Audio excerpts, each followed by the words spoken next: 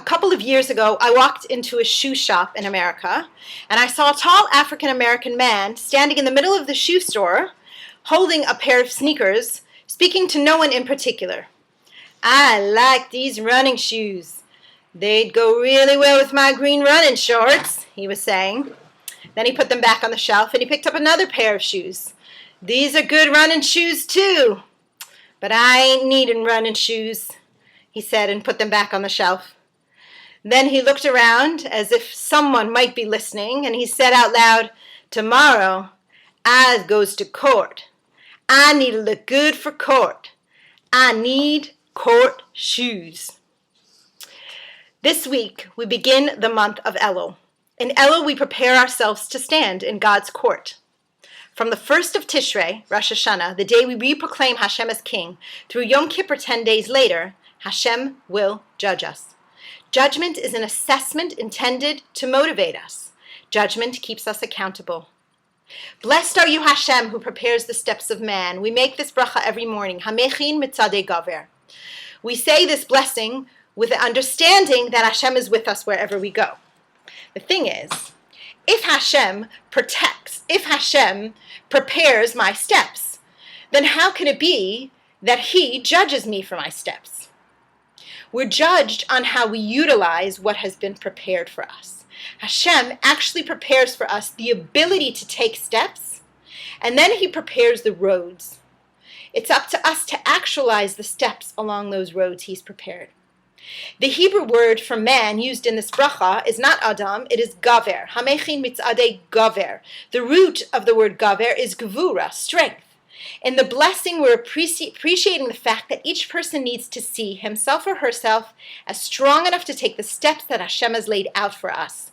If I listen to the voice that says, "En li koach," I have no strength, that voice can be booming sometimes, then I won't take the steps that await my footprints. In this week's Parsha Re'eh, we find an interesting mitzvah called Maaser Sheni, the second tithe. Maaser Sheni was a tenth of a farmer's produce, wine, oil, and cattle that was brought to Yerushalayim and eaten there. If a farmer found that he lived too far from Yerushalayim to carry or move all of his produce, he could exchange the produce and cattle for money and bring the money to Yerushalayim. Then he would spend that money on food which he would eat in Yerushalayim, in the holy city. Everyone near and far was invited to travel with all of their tithes. The difficulty of the journey was for each individual to assess himself.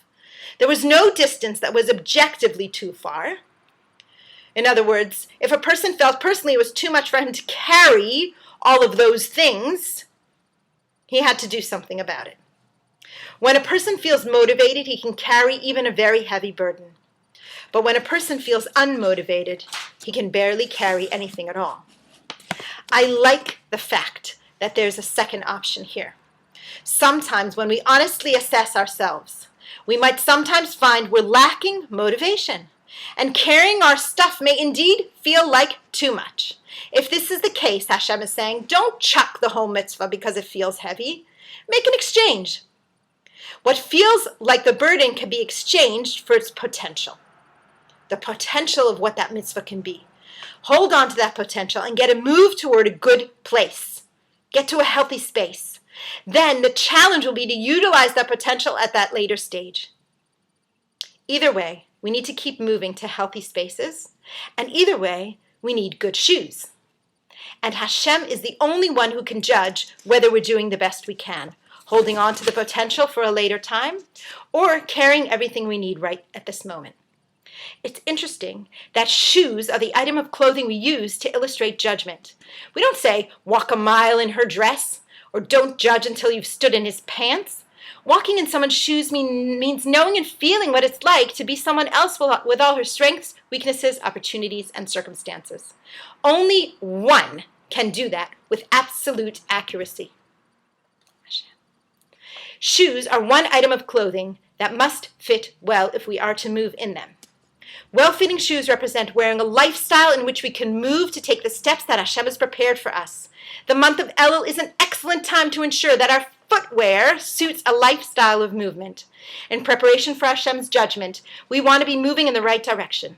So in reality, our running shoes are the best court shoes. Good Shabbos.